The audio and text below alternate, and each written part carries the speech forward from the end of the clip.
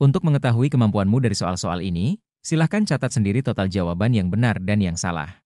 Video ini adalah lanjutan soal sebelumnya. Untuk melihat soal sebelumnya, lihat di pojok kanan atas. Baik, mari kita lanjut video soal sebelumnya.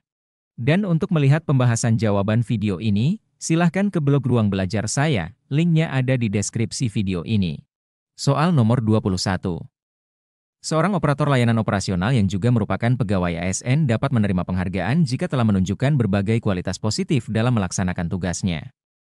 Kesetiaan, pengabdian, kecakapan, kejujuran, kedisiplinan, prestasi kerja dalam melaksanakan tugasnya dapat diberikan penghargaan sebagai bentuk pengakuan atas kontribusi yang signifikan yang telah diberikan oleh seorang pegawai, dan sebagai insentif untuk mendorong kinerja yang lebih baik di masa mendatang.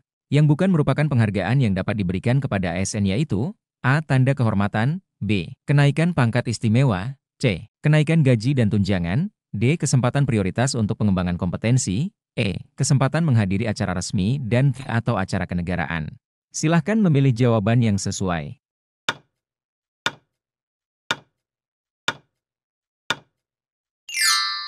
Jawabannya adalah C. Kenaikan gaji dan tunjangan. Kita melangkah ke soal berikutnya. Soal nomor 22. Peran seorang operator layanan operasional dalam sebuah instansi pemerintahan. Dalam konteks ini, operator layanan operasional bertugas untuk mengelola komunikasi antara berbagai divisi dalam instansi dan juga dengan lembaga lain di luar instansi terkait masalah. Mereka bertanggung jawab untuk menyampaikan informasi secara sistematis dan objektif. Ini berarti bahwa pesan yang mereka sampaikan haruslah terstruktur dengan baik dan didasarkan pada fakta yang dapat dipertanggungjawabkan. Hal ini penting untuk memastikan bahwa semua pihak yang terlibat memiliki pemahaman yang sama tentang situasi yang sedang dihadapi. Selain itu, operator layanan operasional juga berperan dalam membantu pengambilan keputusan dan memecahkan masalah terkait. Mereka memberikan masukan yang relevan kepada pihak-pihak yang terlibat dalam proses pengambilan keputusan untuk merumuskan kebijakan atau strategi yang tepat. Mereka juga berperan dalam mencari solusi untuk masalah-masalah yang muncul dalam konteks. Pesan yang disampaikan secara sistematis dan objektif digunakan untuk menyampaikan informasi dari satu divisi instansi kepada departemen lain atau lembaga lainnya untuk membantu pengambilan keputusan atau memecahkan masalah, disebut A. Dokumen, B. Laporan, C. Keterangan, D. Catatan, E. Berita. Silahkan memilih jawaban yang sesuai.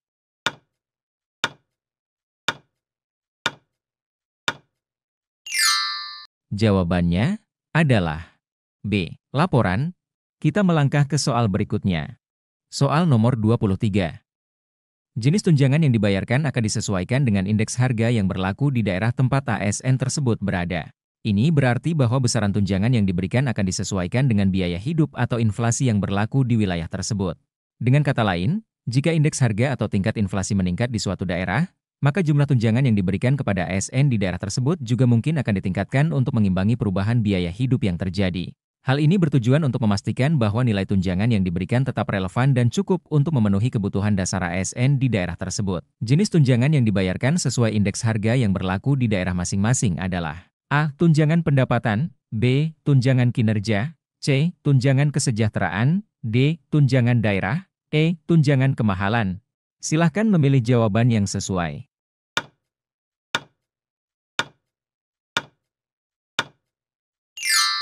Jawabannya adalah E. Tunjangan kemahalan.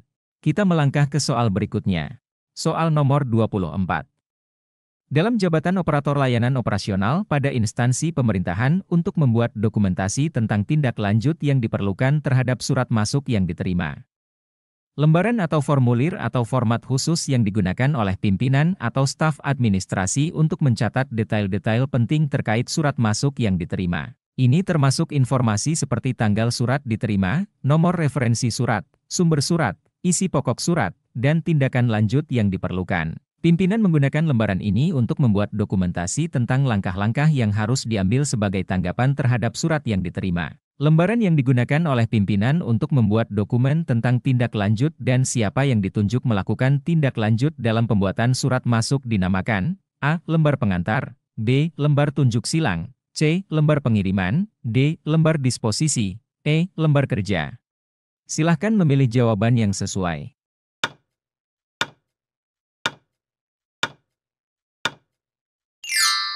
Jawabannya adalah D. Lembar disposisi. Kita melangkah ke soal berikutnya. Soal nomor 25.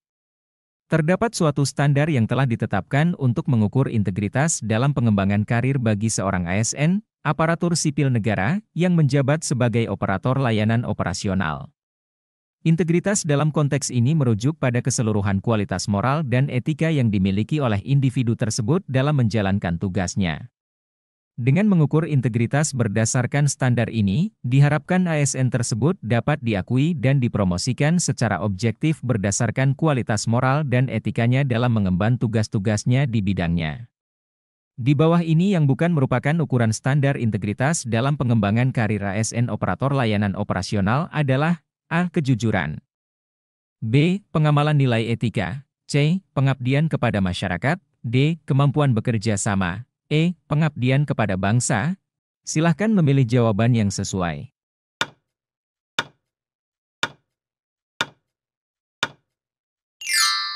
Jawabannya adalah D. Kemampuan bekerja sama. Kita melangkah ke soal berikutnya. Soal nomor 26. Proses pengelolaan surat masuk dengan memanfaatkan sistem buku agenda. Dalam konteks ini, prosedur pengurusan surat masuk merujuk pada langkah-langkah yang harus diikuti dalam menangani surat-surat yang diterima oleh suatu instansi atau entitas.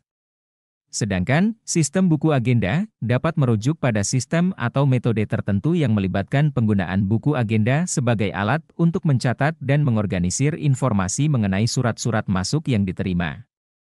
Secara umum, prosedur tersebut mencakup langkah-langkah dengan memanfaatkan sistem buku agenda.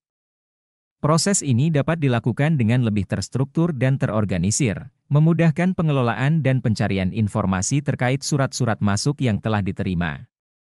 Prosedur pengurusan surat masuk dengan menggunakan sistem buku agenda adalah A. Penerimaan pencatatan penyortiran pengarahan, penyimpanan penyampaian, B. Penerimaan penyortiran pencatatan pengarahan, penyampaian penyimpanan, C. Penerimaan pengarahan pencatatan penyimpanan, penyortiran, penyampaian, D. Penerimaan pencatatan penyortiran pengarahan, penyampaian penyimpanan, E. Penyortiran pencatatan penyimpanan, penerimaan, penyimpanan penyampaian.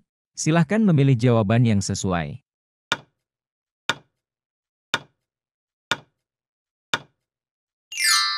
Jawabannya adalah B. Penerimaan penyortiran pencatatan pengarahan, penyampaian penyimpanan. Kita melangkah ke soal berikutnya. Soal nomor 27. Proses perencanaan dan pengaturan langkah-langkah untuk mengembangkan karir seorang operator layanan operasional. Perencanaan karir bertujuan untuk memberikan arah dan fokus bagi individu tersebut dalam mencapai pencapaian karir yang diinginkan, baik dalam jangka pendek maupun jangka panjang. Ruang lingkup perencanaan karir operator layanan operasional mencakup A. Penyusunan tujuan karir berdasarkan evaluasi diri, B. Perencanaan jenjang jabatan atau pangkat pegawai, C. Meningkatkan produktivitas karir, D. Menyatakan minat pada karir pegawai, E. Mengembangkan karir pegawai. Silahkan memilih jawaban yang sesuai.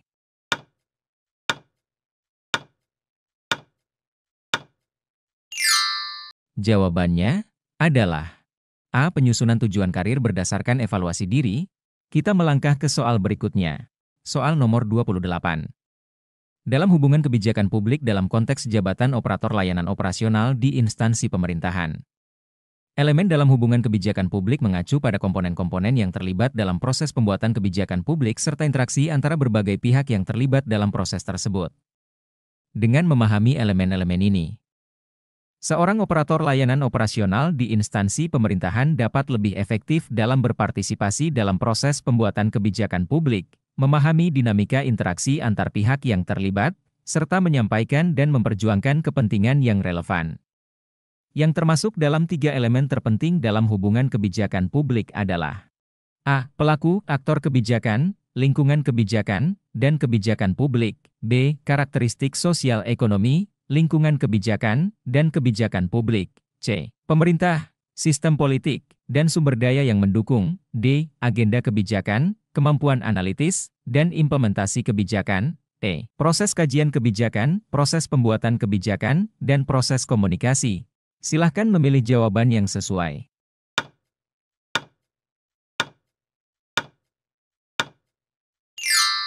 Jawabannya adalah A. Pelaku, aktor kebijakan, lingkungan kebijakan, dan kebijakan publik. Kita melangkah ke soal berikutnya. Soal nomor 29.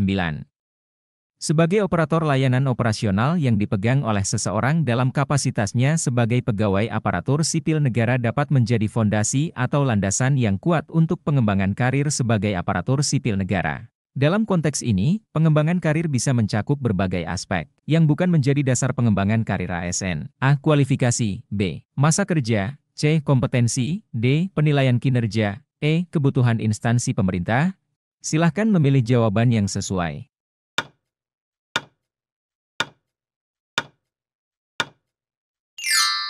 Jawabannya adalah B. Masa kerja, soal nomor 30.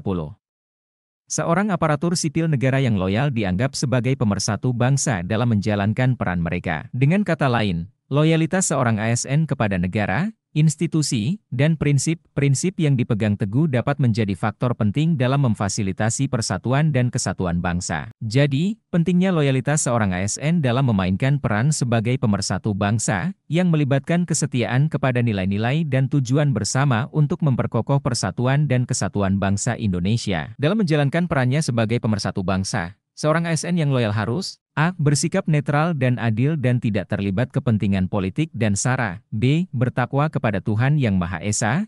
C. Menjaga keseimbangan antara hak dan kewajiban. D. Bersikap adil terhadap sesama. E. Memihak pada satu kelompok atau golongan tertentu dalam menangani perbedaan. Silahkan memilih jawaban yang sesuai.